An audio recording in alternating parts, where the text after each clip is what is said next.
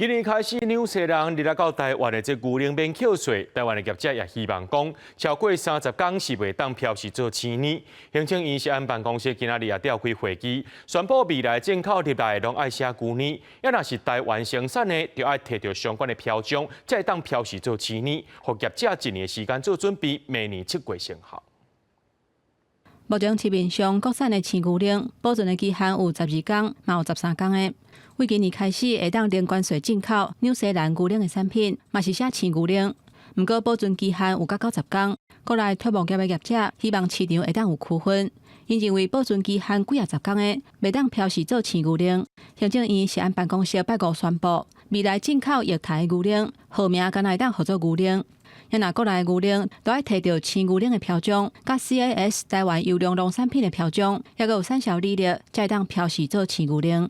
是要帮助酪农产业，要提升国产鲜乳标章的位阶，也可以避免消费者误解，这样的方式最能够帮助酪农。国内原底按算要规定保存期限14天以下的，才会当标示做青牛奶。去年6月预告，期限30天以上的，应该标示做延长保存期限的青牛奶，甲长效青牛奶等等。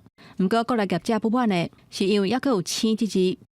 不日个通报世界贸易组织 WTO 了后，日本虽要求提出科学证明，美国嘛2届提出意见，认为安尼违反 WTO 无歧视等等的原则。罗尾州行政院决定，唔免用保存期限来区分。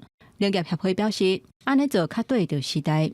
我想这个是一个国家标准趋于比较进步的规范，符合国际规范是对的。我们与时俱进啊，不能够永远停在40年前的这个文字啊，这个是不对的。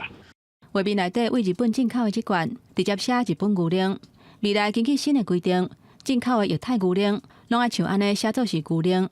另外，针对牛奶相关的饮料，若是使用冷冻浓缩的牛奶，都要标示做复原奶。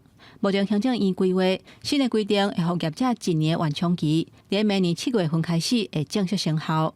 记者综合报道。